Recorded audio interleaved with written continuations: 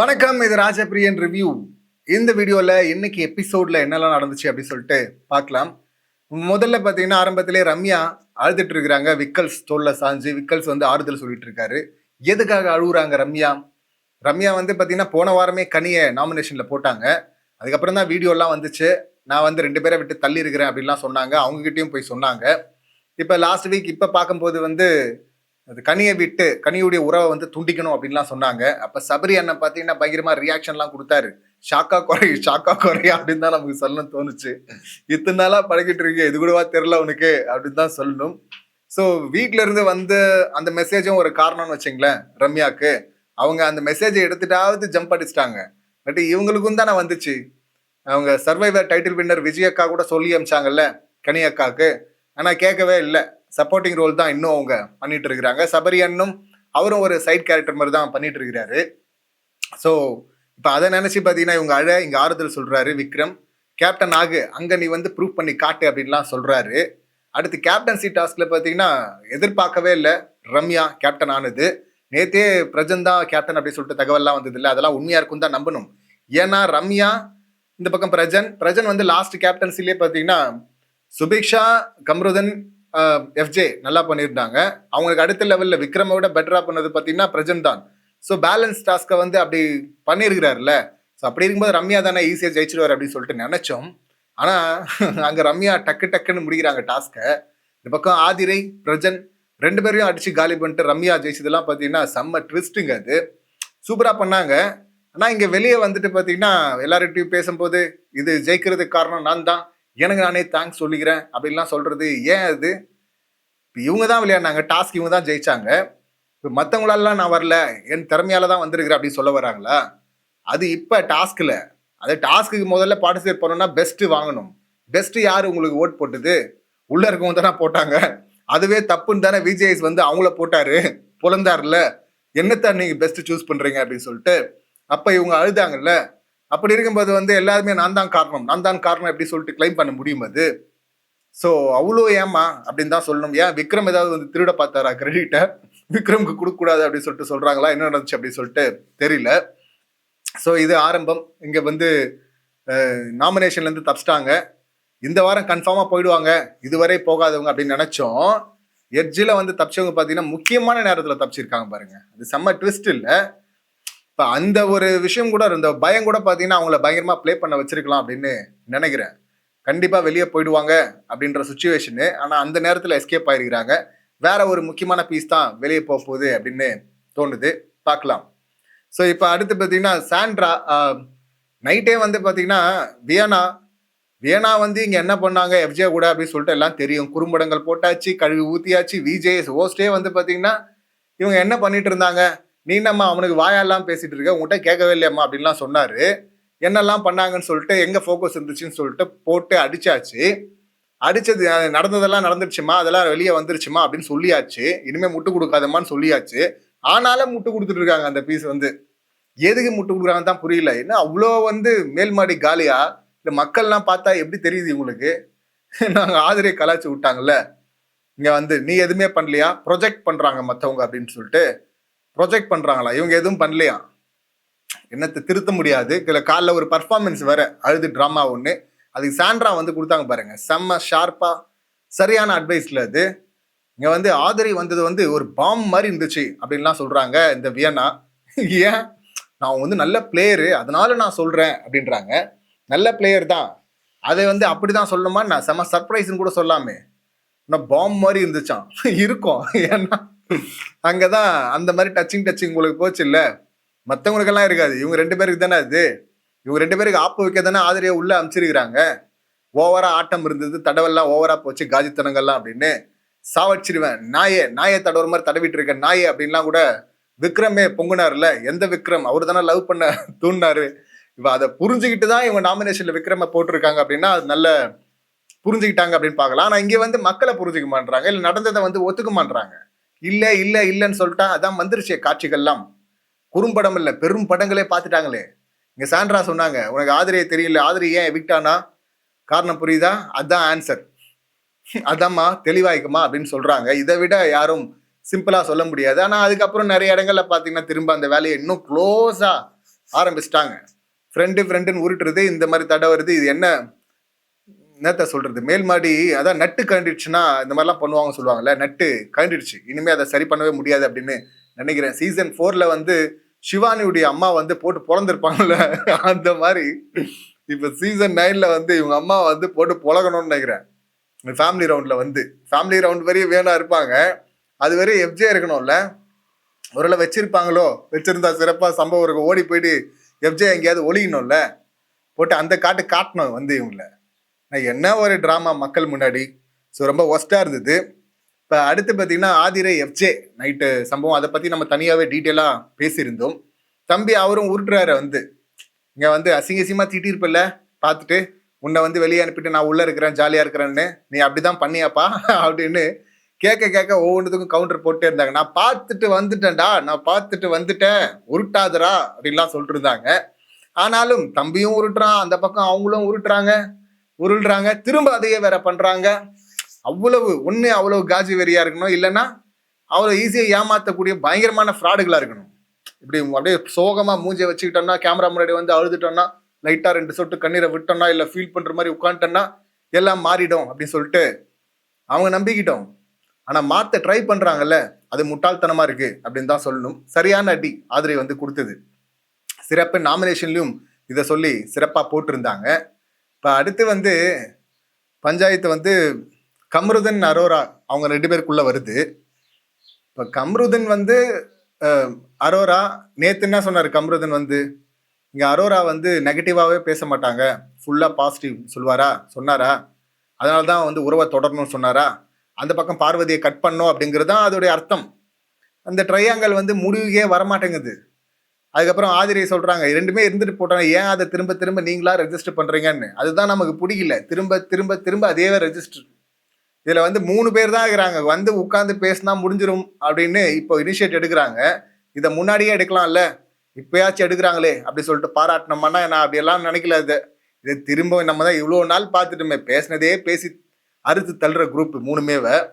இதுல ஆபாஸ் அக்கா அவங்க ஏன் தயங்குறாங்க, ஓகே ஃப்ரெண்டு தானே வா கூப்பிட்டவன, நீயே ரெடி ஆயிட்டு இல்ல கூப்பிடலாம் வா கம்ருதன் வாடா உட்கார்றா பேசலாம் அப்படின்னு சொல்லிட்டு பேசுவாங்க. அடுத்த போர்ஷன் அதான் வரப்போகுதுன்னு பார்த்தா அது வரல. அதுக்கப்புறம் அதை கட் பண்ணிட்டு வேற எங்கேயோ போயிட்டாங்க. கேட்டா வந்து நீ என்ன நாமினேட் பண்ண சொன்ன மற்றவங்க கிட்ட போயிட்டு அப்படின்னு சொல்லிட்டு, நீ கூடதாமா சொன்ன பார்வதியுடைய குடிமி வந்து பார்த்தீங்கன்னா கம்ருதன் கையில் இருக்கு, கலையரசன் வந்து சொன்னதை வந்து சொல்லியும் நாமினேஷன்ல குத்தனா அவ காலி, அவன் வந்து புத்திசாலி பொண்ணா இருந்தா கம்ருதன் கிட்ட வச்சுக்க மாட்டா அப்படின்லாம் சொன்னாங்கல்ல. அதுக்காக கிடையாது, அதை விட பெரிய கேஸ் இருக்கு இந்த மாதிரி வந்து அன்வான்ட் டச்சஸ் அப்படின்னு சொல்லிட்டு. அதை சொன்னதுக்காக, அதை கவர் அப் பண்றதுக்காக பார்வதி ட்ராப்ல சிக்கிட்டேன்னு சொல்லிட்டு ஒரு இடத்துல சொல்லியிருப்பாங்க. ட்ராப்னா என்ன தெரியுமா, இதுதான் அன்வான்ட் டச் அப்படின்னு சொல்லிட்டு ஒரு கேஸ் எழுதிட்டாங்க, பெரிய அலிகேஷனு. இப்போ அது திரும்ப அது ஒரு பாயிண்டா யாரும் எடுக்கக்கூடாதுன்னா, அவன் கூடவே லவ் பண்ண ட்ரை பண்ணிக்கிட்டே இருக்கணும். லவ் இருக்கோ இல்லையோ ட்ரை பண்ணிக்கிட்டே இருக்கணும். அது லவ் மாதிரி அவனை கூடவே வச்சுக்கணும். அவனை விட்டாங்கன்னு வச்சுங்களேன், இப்போ அந்த பாயிண்ட்டை யாராவது எடுத்துட்டு வந்துட்டாங்கன்னா அப்போ சீரியஸான இஷ்யூ ஆகிடும், தனக்கு எதிராக போயிடும் அப்படின்னு சொல்லிட்டு அதுக்காகவே பார்வதி கேம் பிளே பண்ணுறாங்களோ அப்படிங்கிற டவுட்டும் நமக்கு இருக்கு. ஏன்னா அப்பப்போ கொஞ்சம் புத்திசாலித்தனமாக அவங்களும் பேசுகிறாங்க. ரொம்ப நேரம் பேசும்போது அறுக்கும்போது கடுப்பாக தான் இருக்கு. ஆனால் சில பாயிண்ட்டை வைக்கும்போது ரொம்ப தெளிவாக தான் வைக்கிறாங்க. அப்போ இது ஒரு காரணமாக கூட இருக்கலாம், பிளேவாக கூட இருக்கலாம். இந்த கம்ருதன் இருக்கு, இந்த ஆபாஸ் அக்காக்கு அவர் ஒரு சப்ஸ்கிரைபரு, அதனால இவங்க பிளே இப்படி. நடுவில் கம்ருதன் அவருக்கு 2 பேருமே வேணும் பிளே, அவருக்கு தெரிஞ்ச பிளேவே இதுதான். இதில் வந்து நாமினேஷனில் வந்து திவ்யாவும் சாண்ட்ராவும் வந்து அவங்க திறமையை வந்து டேலண்ட்டை ஷோகேஸ் பண்ணல. இவருடைய டேலண்ட் என்னது, இது என்ன டேலண்ட்டு, மெமிக்ரி பண்ணீங்க, அதுவும் லாஸ்ட் வீக் தான் பண்ணாரு, அதுதான் டேலண்ட்னு சொல்றாரா, இல்லை அதை ஷோகேஸ் பண்ணிட்டேன் அப்படின்றாரா? இப்போ அதனால மற்றவங்கலாம் பண்ணலன்றாரா? அவங்க டான்ஸை காட்டல, இதை காட்டல. இவர் என்ன பண்ணிட்டு இருக்காரு, கேம்ல என்ன பண்ணிட்டு இருக்க, திரும்ப நைட் ஆனா பார்வதி, பகலானா அரோரா அப்படின்னு சொல்லிட்டு அதே தானே போயிட்டு இருக்கு. இது முடிச்சிடலாம் அப்படின்னு இவங்க சொல்றாங்க, ஆனா முடியவே போறது இல்லைங்க. திரும்பவும் அதான் தொடர போகுது பாருங்களேன். இந்த சீசனின் ரிவ்யூ பண்றது பெரிய, அதாவது இந்த ஃபீல் எப்ப தெரியுமா வரும், நம்ம அல்டிமேட்னு ஒன்று வச்சாங்கல்ல, அதை ரிவ்யூ பண்ணும்போது அந்த மாதிரி வந்து வரும். என்னடா இது இவ்வளோ ட்ரையா இவ்வளோ மொக்கையா அப்படின்னு, அந்த மாதிரி ஆக்கிட்டாங்க இந்த சீசனை. வெளியே போன திவாகர் வந்து சொல்லிட்டு இருக்காருல்ல, அதே ஒரு டுபாக்கூர். ஆனாலும் ஒரு பாயிண்ட் வந்து ஒத்துக்கணும், இந்த சீசன்ல யாருமே வந்து அவ்வளோ இதுவா இல்லை அப்படின்னு, திறமையானவங்க இல்லை, சரியானவங்க இல்லை, நேர்மையானவங்க இல்லைன்னு. ஏன்னா மாற்றி உருட்டிகிட்டே இருந்தா பேசுனதே ஒரு இடத்துல ஒன்று பேசுறது, அடுத்த இடத்துல வேற பேசுறது. இப்போ நேற்று வந்து அரோரா சூப்பர், இன்னைக்கு வந்து அரோரா தப்பு, நாளைக்கு வந்து அரோரா சூப்பர், நாளாண்டிக்கு அரோரா தப்பு, இப்படிதான் போயிட்டு இருக்கும் இவர் கம்ருதீன் கேம். இதுதான் இந்த ட்ரையாங்கலை வந்து அவன் இனிஷியேட் பண்ணிட்டு இது வேணாமா பேச வேணாமா சொல்லிட்டு உட்காந்து முடிச்சு விடலாம்ல சிம்பிளா. ஆனா இங்க அரோரா கிட்ட வருது, அங்க நைட்டு 2 பேரும் தனித்தனியா இருக்கிறதா அவருக்கு நல்லது, அது அவருடைய கேம். அது இங்க வந்து பாத்தீங்கன்னா சாணியை கரைச்சி ஊத்துனா கூட நீ திருந்த மாட்டறா அப்படின்னு சொல்லிட்டு அரோரா சொல்றாங்க. எதை சொல்றாங்கன்னா இவங்களுக்கு ஆபாச குறியீடுன்னு சொல்லிட்டாலே என்ன, அதான் எனக்கு பிரச்சனை அப்படின்னு சொல்லிட்டு, அதான் பிரச்சனை ஸ்ட்ரைட்டா அதை சொல்லலாம்ல. அதை சொல்ல மாட்டாங்க, நாமினேட் பண்ணது பிரச்சனையா. நாமினேஷன்ல இந்த அக்காவை மறந்துடுறாங்க, எப்படிடா மறக்கிறீங்க அப்படின்னு தான் கேட்கணும். இதுல என்னத்த சொல்றது, ஓப்பன் நாமினேஷன்ல மறந்த குரூப்ல இவங்க. ஸோ அப்படி சொன்னதும் பார்த்தீங்கன்னா இவருக்கு கோவம் வருது, என்ன என்ன என்ன சாணியை கரைச்சி ஊத்துறாங்க அப்படின்னு. அவன் எவ்வளோ கழுவி ஊத்தினாலும் சாணியை கரைச்சி ஊத்தினாலும் அவன் போவான் திரும்ப. ஏன்னா நைட் ஆனா அவர் வேற கம்ருதன், பகலானா அவர் வேற கம்ருதன். ஸோ அது திருந்த போறதில்ல, இந்த பலூன் அக்காவும் திருந்த போறதில்ல, அந்த பார்வதி அக்காவும் திருந்த போறதில்ல. எல்லாமே இப்படிதான் திரும்ப அது ட்ரையாங்கல் சொல்லிட்டு அது இந்த சீசனுடைய சாபக்கேடு அப்படின்னு தான் சொல்லணும். இந்த 3 பீஸ்ல இருந்து இந்த ட்ரையாங்கலை உடைக்கணும்னா ஒரே வழி, இந்த 3 பேர்ல இருந்து ஒருத்தரை தூக்கி வெளியே போறது தான். அப்பதான் இந்த ட்ரையாங்கல் உடையும், அதுவரை உடையாது அப்படின்னு தான் சொல்லணும். அடுத்து பட்டிமன்றம்னு ஒரு டாஸ்க் அனௌன்ஸ் பண்ணா இதுல நடுவரா வியனா வரேன் அப்படின்றாங்க. வியனாக்கு எல்லாரும் ஓட்டு போடும்போது என்னடா இது, நம்ம பிரமோல பார்க்கும்போது அரோராலாம் இருந்தாங்க, வியனாக்கு எல்லாரும் ஓட்டு போடுறாங்க, என்ன ட்விஸ்ட் நடந்துச்சு அப்படின்னு பார்த்தா வியனா வந்து ஒரு பாயிண்ட் ஒன்று சொல்றாங்க பாருங்க. பெண்கள் டீம்ல இருந்து ஒருத்தங்க, ஆண்கள் டீம்ல ஒருத்தங்க ஜட்ஜா வரணும், ஓகேவா? 9 பெண்கள் 7 ஆண்கள் இருக்கிறாங்க. ஸோ ஒரு ஆண் ஜட்ஜு ஒரு பெண் ஜட்ஜு வரணும் அப்படின்னு சொல்றாங்க. இதுல அரோரா வந்து நான் போறேன் அப்படின்னு சொல்லிட்டு வராங்க. இங்க வியனாவும் நான் அப்படின்றாங்க. திவ்யா அவங்க கேட்குறாங்க, இங்க நான் பாயிண்ட் கரெக்டா பேசுவேன், எது சரி எது தப்புன்னு பார்த்து பேசுவேன் அப்படின்னு சொல்லிட்டு வியனா சொல்றாங்க. டீம்ல டிஸ்கஸ் பண்ணும்போதே கனியாக்கா இருக்காங்கல்ல, ஐயோ அபூர்வாக்கா, அந்த அக்கா என்னன்னா அவங்க சிறப்பா பாயிண்ட் பேசினாலும் நமக்கு பாயிண்ட் கொடுக்குற மாதிரியான ஒரு ஆள் அங்க போனோம் அப்படின்னு சொல்லிட்டு இவங்க. அப்ப நீ இதே போல அந்த பக்கம் ஆண்ல இருந்து ஒருத்தர் வந்து அவரும் அப்படி இருந்தாருன்னா என்ன பண்றது? ஸோ இப்ப வந்து பேசும்போது பாயிண்ட் பேசுறதுக்கு அரோரா வேணும், நீ வந்துருமா இங்க அப்படின்னு சொல்றாங்க. இந்த திவ்யாவும் அந்த பாயிண்ட சொன்னாங்கன்னு நினைக்கிறேன். இவங்களை கூப்பிட்டுங்க நான் இங்க இருக்கிறேன் அப்படின்னு சொல்லிட்டு. இப்ப வந்து இல்ல பாயிண்ட் பேசுறதுக்கு நீங்க 2 பேருமே வேணும், இவங்க அங்க போட்டோம் அப்படின்னா அப்ப இவங்க பாயிண்ட் பேச மாட்டாங்கன்னு தான் அதோடைய அர்த்தம்னு வச்சுங்களேன்.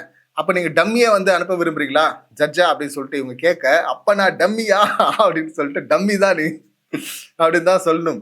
பாயிண்ட் பேசுறாங்க, அது கியூட்னஸ் அப்படிங்கிற அந்த விஷயம், இந்த கிரிஞ்சி இந்த தடவல் காஜி கூட வந்து பண்ற கண்டென்ட் இதெல்லாம் முடிச்சுட்டு பாயிண்ட்டை மட்டும் பேசினா, அதுவும் அந்த டோனு முக்கியமா இந்த வியனாக்கு அந்த டோனை கட் பண்ணிட்டு ஒரு கிரிஞ்சி டோன் இருக்குல்ல அதை கட் பண்ணிட்டு ஸ்ட்ரைட்டா பேசினா அரோரா விட தெளிவா பேசக்கூடியவங்க தான். இப்ப இதுவரை யாருமே விக்கல்ஸை வந்து அந்த மாதிரி புரிஞ்சுக்கவே இல்லை, அந்த மாதிரி பாயிண்ட் பண்ணல, கூடவே வச்சுட்டு இருக்கிறான் சிலரை.